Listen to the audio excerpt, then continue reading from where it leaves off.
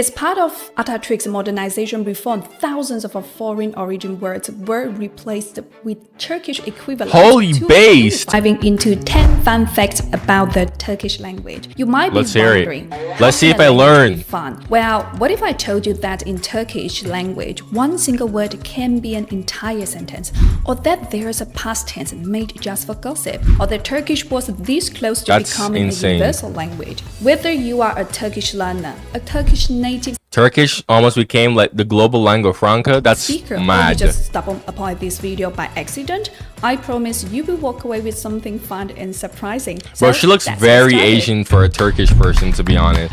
Like, Turkish people are so mixed with a whole bunch of stuff that they don't really look Asian at all, but like, she looks very Asian. Ever wish you could say a full sentence with just one word? In Turkish, you can. Oh my god! Thanks to its wild suffix system, words don't just grow, they mutate into full conversations. For example, gidemeyecekmişsiniz, which translates to apparently, you will not be able to go. Wait, what? That's one word. What? Here's how Turkish glues meaning onto a word like a never-ending sandwich. They created the Go, to, me, not, yiyecek, will, mış, apparently, sinners, you, plural, formal. Instead of using multiple words, Turkish just stacks suffixes like Lego blocks until you have an entire tech talk in a single breath. So if you ever feel like your Turkish friend isn't pausing while speaking, they might not be talking fast, they are just using one super long word. I can't do that. 70G 4 diyorum sana be kadın ve ıslak süpürme özelliği var. So for learners who aren't used to agglutinative languages, this is a nightmare. Imagine being a beginner and trying to figure out, where does the verb even start? Why does one word have 10 different meanings? Wait, is this still the same word, or did I accidentally fall asleep mid-sentence? This is just Turkish. Turkish is so good at gluing suffixes together that sometimes it forgets when they stop. And that's how we end up with monsters like this one. Okay, I will try to read it. Muvaffakiyetsizleştirmeyi bileceklerimiz demişsiniz. Why? Just why? Why do languages do this? The whole point of language is about communication. Why do this? This seems so unnecessary. Oh my goodness, German, you have a rival. Oh my gosh, I thought German was like the only language that does that unholy long word. Oh my god. Let me just ask a Turkish friend to read this for me. Okay, so I'm gonna try it, but it's very difficult for me as well. So let's see. Muvaffakiyetsizleştiricileştiriveremeyebileceklerimizdenmişsinizcesine. Yes, that was one word, not a keyboard smash, not a Wi-Fi password, just Turkish doing its thing. Now, your turn, try it. Meaning, as if you were one of those whom we would not be able to turn into a maker of unsuccessful ones. Yeah. Of course, nobody actually says this in real life, unless you are trying to break a word record or scare Turkish learners into quitting. If you've ever tried learning Turkish, you might have noticed that suffixes change depending on the vowels in the root word. This magical system is called vowel harmony, and it's basically the language's way of saying either match my vibe or get out. For example, the plural suffix can be lar or ler depending on what vowels came before. Kadın, woman. Kadınlar, women. Öğrenci, student. Öğrenciler, student. Vowel harmony is the reason why Turkish flows like a beautiful melody to foreigners. I did point that out when I was reacting to my Turkic reactions. Turkic languages reactions, where I was like, holy shit, some of these Turkic languages, but Turkish especially, just sounds so like very nice flowing. It's not just a grammar really, it's a whole aesthetic. So if Turkish sounds smooth, it's because the vowels are dancing together in perfect harmony. At first glance, Okay, this is Turkish, cool. Korean, and Japanese seem completely unrelated. They use Some people actually did tell me this. completely different alphabet. They come from opposite side of Asia. They have zero shared words, no easy vocabulary freebies. But guess what? Their grammar structure is basically long-lost cousins having a family reunion. They are all use subject, object, verb, SOV order. So instead of saying I ate sushi, they all say I sushi ate. They are agglutinative, meaning words grow by adding suffix instead of a separate word. Vowel harmony exists in Turkish and Korean, creating natural rhythm that makes word flow smoothly. Some linguists believe these languages may have originated from the same language family called Altaic, spoken in Central Asia Oh, wow. thousands of years ago. While this theory is still and very debated, one thing is crystal clear: a Turkish speaker will have a much easier time learning Korean or Japanese than, let's say, French or German. So if you are Turkish and Yeah, not only that, but some Turkish people told me that where Turkish people originated from, it's like right there by Mongolia anyways. By Mongolia and like what's that ocean called? The Sea of Japan, I think. Like around like the whole area. Turkish people originated there before just migrating, so struggling with English, maybe it's not you, but it's the language. Turkish look at gendered language like English, Spanish, and German and say, too much effort, let's keep it simple. That's right, Turkish has no gender nouns and pronouns. No, zero. In English, Wow. he's a doctor, she's a doctor. In Turkish, o doktor, that's it. No he or she, just o. Yes, in Turkish, o can mean he, she. you know that sounds simple, right? That sounds simple, but like the more I think about it in my head, the more I'm like, that seems complex. Like, Or even eat. This blows the minds of people from gendered languages. Imagine never having to worry about whether a table is masculine or feminine. In Turkish, a table is just a table. Life is easier. Oh my gosh, But this Turkish. also That's creates amazing. some hilarious problems when translating. Turkish, o geldi. English speaker, wait. Who came? A man, a woman, a cat, a ghost? So while Turkish makes gender super easy, it also means that the Turkish speakers sometimes forget to specify who the heck they are talking about in English.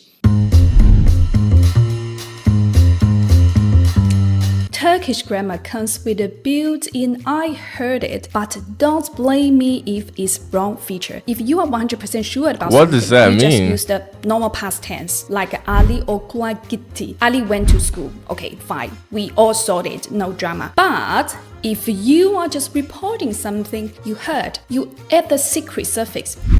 Could you use Mış. Ali okula gitmiş. Ali apparently went to school. See the difference? The second sentence smells like gossip. You didn't see Ali go to school, you just heard about it. And honestly, maybe Ali didn't go at all.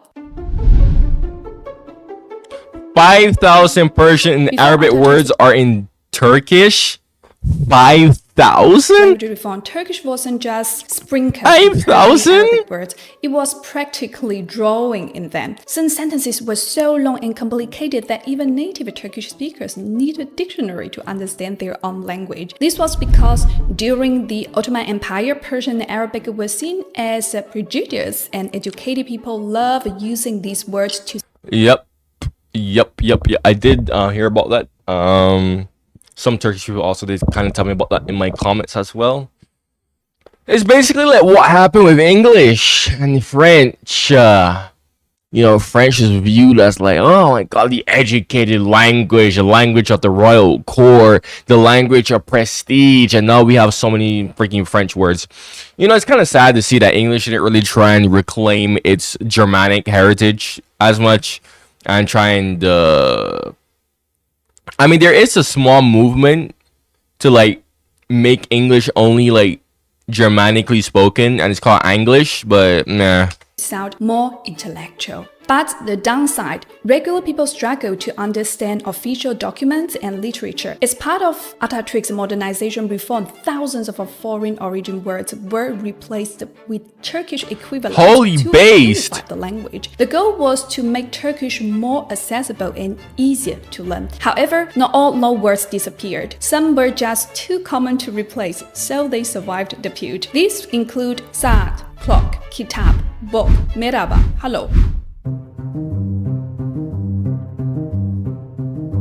Back in the 1930s, a group of very ambitious Turkish linguists had a wild idea. What if Turkish became the universal language of the world? Why? Because Turkish is just that awesome. They argued that Turkish is logical and structured, making it easy to learn. It doesn't have gendered words, making it fair for everyone. It has regular spelling and pronunciation, unlike English or French. If Turkish had, You know what? That's pretty true. today we would all be saying Abi kahve içelim mi? Instead of hey bro, wanna grab a coffee? Tamamdır instead of alright then, and gidelim mi instead of shall we go? And guys, do you know, Turkish almost became a UN language. After World War II, Turkish became one of the founding members of the United Nations. And for a brief moment, there was a serious discussion about making Turkish one of the official UN languages, alongside English, French, and Russian. Of course, this never happened, but hey, Turkish is That's an insane fact I just learned. still an official language in Cyprus and recognized in some Balkan regions. So in a way, it did go international.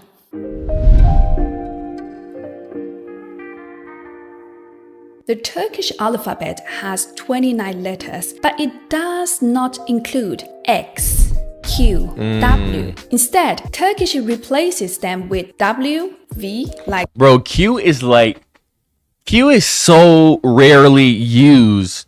I swear. Like, Q is just a word that really and truly, it's not even necessary in the English alphabet. Like, why does Q even exist? I don't know, man. Like whiskey, X, K, S, like taxi, Q, like a K, quartz. Because of this, Turkish keyboards look different from English ones. And when Turkish speakers learn English, these three missing letters feel like alien invaders. Why does quick need the Q? Can we Bro, and that's the thing with English, right? People like to say English is easy to learn. And to be honest, the only reason why English is quote unquote easy to learn is because English is everywhere, number one. And number two, English isn't like super difficult to like get yourself into. Say a language like Russian, for example. Russian, you need time to like get yourself into that language before you could really start truly grasping it, right? English, you could get yourself in English relatively simple. But then as you go deeper, you go deeper in English and you start to see English is all over the place. It's not structured. It's just wonky. You know, and I see this all the time with people who are foreign speakers of English. Now, obviously, I don't hold them for it, but I see this all the time where they'll make mistakes with either like articles. Depending on who it is, they don't use articles properly because they don't know like when to use articles, because there's no like strict set rule on when to like use like the you kind of just have to like figure it out, because really actually we could say the on anything and it would low-key make sense, right? And then there's like English pronunciation that's all over the place. Then there's the freaking English words that aren't even spelt the way how it sounds, right? And then like a whole bunch of other stuff. Like English is just all over the place, bro. And the reason why no one really realizes that about English, well, some people do realize that about English actually, is that English is just like so global. English has become such a global language. You just have constant exposure to English, and really and truly that's the key to like learning, in my opinion, any language. You just need constant exposure to it, and due to the fact that English is literally everywhere, I mean, it's the global language, right? It's music, series, people are speaking it everywhere because you have to, right? You have this constant exposure of English that a lot of the wonky, stupid stuff about English that you don't really see, it you kind of just learn it over time without even realizing it. And even then, some people, they don't even like master it properly, like the English ing ending, right?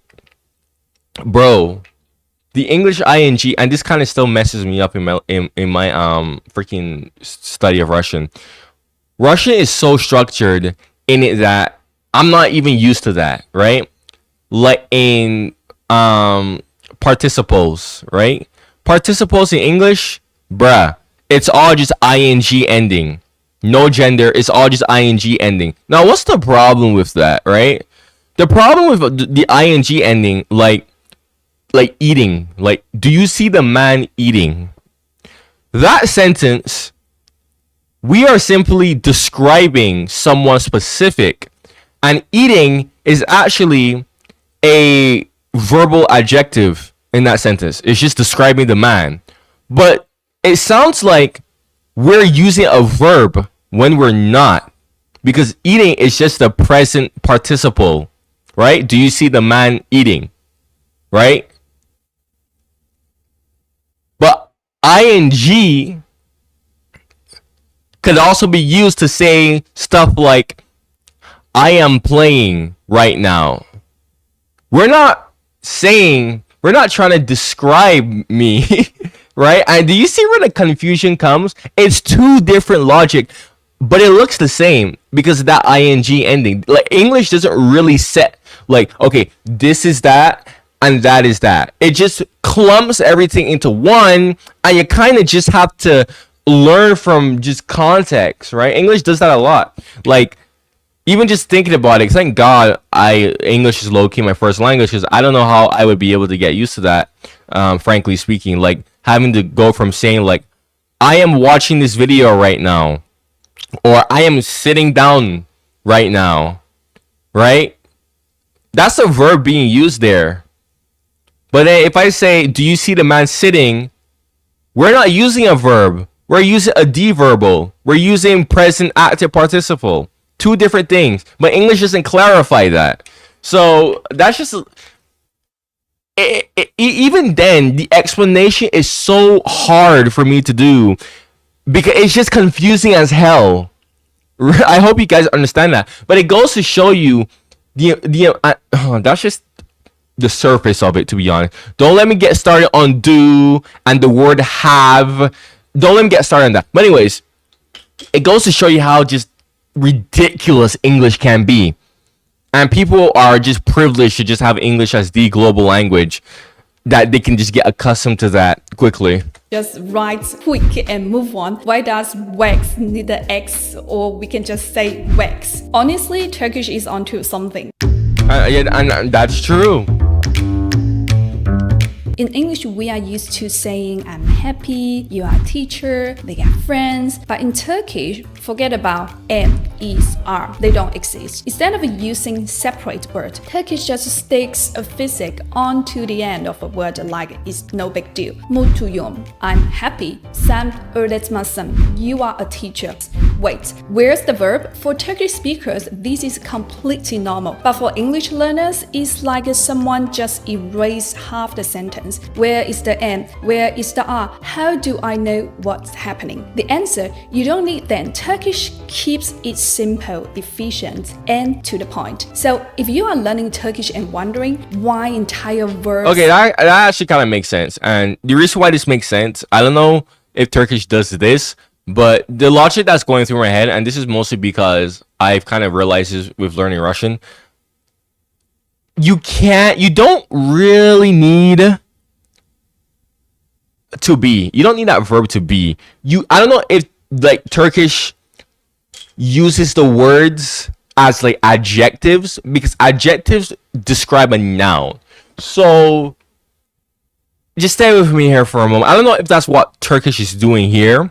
It's like using these words as adjectives to describe the subject of the sentence. Like, I teacher, right? Like, you are teacher. You could just say, okay, this is an adjective, and this adjective is describing that noun. Boom. So that actually is quite logical, but I don't know if that is what Turkish is doing here. If it is what Turkish is doing here, then that makes perfect sense. Then you don't really need a to be verb, really and truly. Because we already know, okay, like, you're describing yourself, okay, and based on the ending, like the adjective ending, right? Which English has adjective endings too, so it's not like a crazy foreign concept to get accustomed to, right? So I don't know, you guys tell me. Missing, don't panic. They were never there to begin with.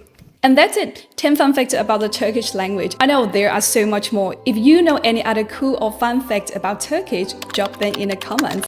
Arabic versus Turkish versus Persian, which one is hardest? I would probably react to that video in the future because that looks absolutely cool. If you made it all the way here, you like my reaction, subscribe for more. If you have any suggestions like this, be sure to comment in the comments below. Eventually, I will do it. Very excellent video. I learned a lot. I learned a lot in this video, actually. Very cool. Turkish seems like a cool language.